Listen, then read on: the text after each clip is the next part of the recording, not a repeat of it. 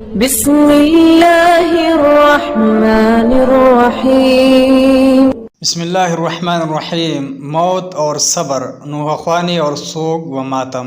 موت شہید کی ہو یا عام مرگ، موت بہرحال موت ہی ہے جو پسماندگان اور اعزاء و اقارب کے لیے صدمہ اور دکھ کا باعث بنتی ہے۔ اور وہ کون نہیں جانتا کہ یہ زندگی خوشی و غم اور شادی و مرگ سے عبارت ہے۔ موت و حیات کا نظام کائنات کا ایک جز ہے اور ہر ذی روح کی موت کا وقت مقرر ہے۔ اللہ کے برگزیدہ پیغمبر ہوں، ان کے صحابہ یا دیگر اولیاء اللہ ہو، موت کا جام ہر کسی کے لیے مقرر ہے۔ دشمن دین ہو، اپنے آپ کو انا ربکم الاعلیٰ کہلوانے والے صاحب جبروت و سطوت ہو، شاہ ہو یا گدھا، امیر ہو یا فقیر، موت بہرحال سب کا مقدر ہے، کیونکہ سورہ آل عمران آیات 185، سورہ انبیاء آیات 35 اور سورہ عنکبوت آیات 57 میں ارشاد الہی ہے، کل نفس ذائقۃ الموت، ہر جاندار کو موت کا مزہ چکھنا ہے۔ اسی قانون الہی کے تحت جب کسی کو موت آ جائے تو ایسے موقع پر فطری امر ہے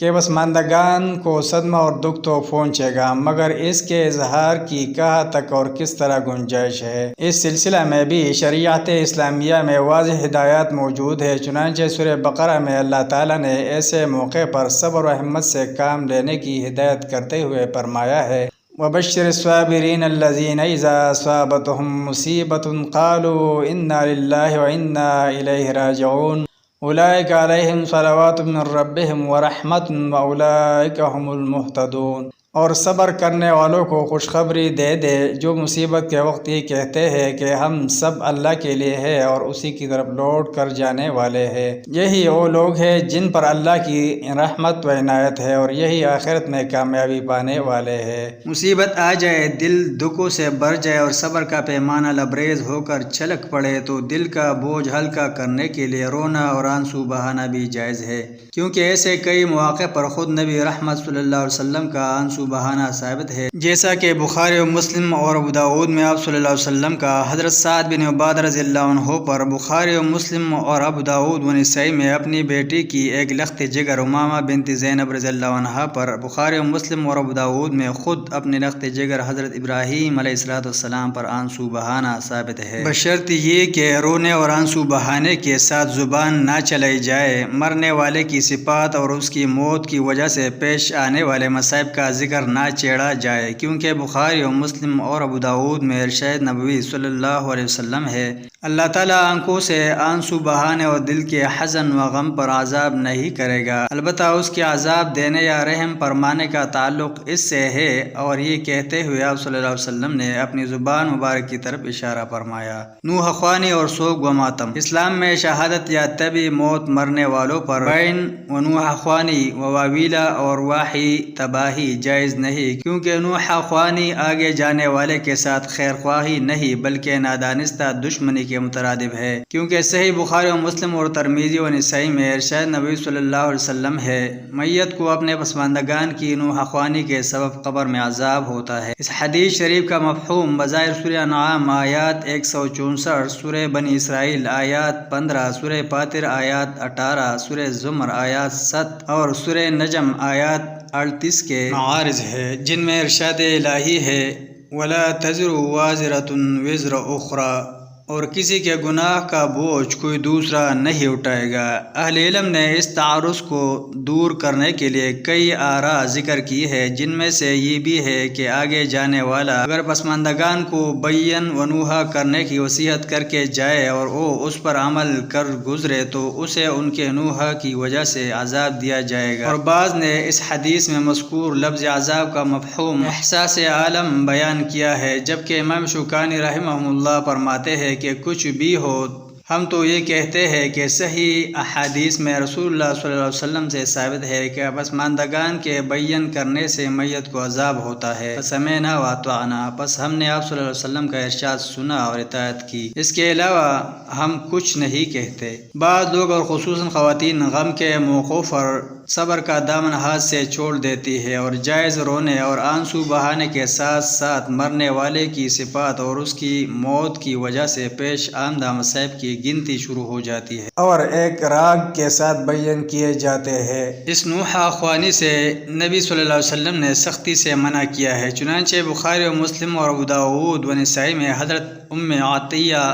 رضی اللہ عنہا سے مروی ہے، ہم سے بیعت لیتے وقت نبی صلی اللہ علیہ وسلم نے عہد لیا تھا کہ ہم نوحہ خوانی نہیں کریں گی۔ اور صحیح مسلم میں ارشاد نبوی صلی اللہ علیہ وسلم ہے، لوگوں میں دو باتیں ایسی ہیں جن کا ارتکاب کفر ہے، پہلی کسی کے نسب میں طعن کرنا اور دوسری میت پر نوحہ خوانی کرنا۔ اور جو لوگ کسی کی مرگ پر جوش غم میں ہوش کھو دیتے ہیں اور بیان و نوحہ خوانی کے ساتھ ساتھ سر کے بالوں کو بکھیرنا اور نوچنا، رخساروں کو پیٹنا، سینہ کوبی و ماتم کرنا اور کپڑے پھاڑنا شروع کر دیتے ہیں، ایسے افعال کا ارتکاب کرنے والوں کے بارے میں صحیح بخاری و مسلم اور ترمذی و نسائی اور ابن ماجہ میں ارشاد نبوی صلی اللہ علیہ وسلم ہے، جو اپنے رخساروں کو پیٹے، کپڑے پھاڑے اور زمانے جاہلیت کی طرح نوحہ خوانی کرے، وہ ہم میں سے نہیں ہے۔ بخاری و مسلم، ابو داؤد و نسائی اور ابن ماجہ میں ہی حضرت ابو موسیٰ اشعری رضی اللہ عنہ سے مروی ہے، بے شک رسول اللہ صلی اللہ علیہ وسلم بیان کرنے، سر کے بال بکھیرنے اور موڑنے اور کپڑے پھاڑنے والی عورتوں سے بری ہے۔ سنن ابو داؤد میں ایک صحابیہ خاتون کا بیان ہے کہ نبی صلی اللہ علیہ وسلم نے ہم سے عہد لیا تھا، مصیبت میں نہ ہم منہ نوچیں گی، نہ واویلا کریں گی، نہ کپڑے پھاڑیں گی اور نہ بال بکھیریں گی۔ عورتیں چونکہ مردوں کی نسبت کمزور طبع ہوتی ہے اور ان سے ایسے امور کا صدور ممکن ہونے کی بنا پر آپ صلی اللہ علیہ وسلم نے ان سے یہ عہد لیے، اور اگر اس کے باوجود بھی کوئی عورت فرمان نبوی صلی اللہ علیہ وسلم کی نافرمانی کرے تو ایسی عورت کے بارے میں صحیح مسلم، ابن ماجہ، مسند احمد اور بہیقی میں ارشاد نبوی صلی اللہ علیہ وسلم ہے، نوحہ خوانی کرنے والی عورت اگر توبہ کیے بغیر مر گئی تو قیامت کے دن وہ اس حالت میں اٹھائی جائے گی کہ آتش گیر مادے کی قمیص پہنے ہوگی اور اسے خارج کی زرع پہنائی جائے گی۔ اور مسند احمد میں یہ الفاظ بھی ہے، پھر اس آتش گیر مادے کے اوپر آگ کے شعلے کی زرع ہوگی۔ شریعت اسلامیہ ہر معاملے میں چونکہ اعتدال پسند ہے، اس میں نہ خوشی کے مواقع پر حد اعتدال پھیلانا جائز ہے اور نہ ہی مرگ کا سوگ منانے پر لگائی گئی حدود اور پابندیاں توڑنا روا ہے۔ ایسے مواقع پر عورت کی طبیعت کا لحاظ رکھتے ہوئے اسلام نے اس کے لیے شوہر کے سوا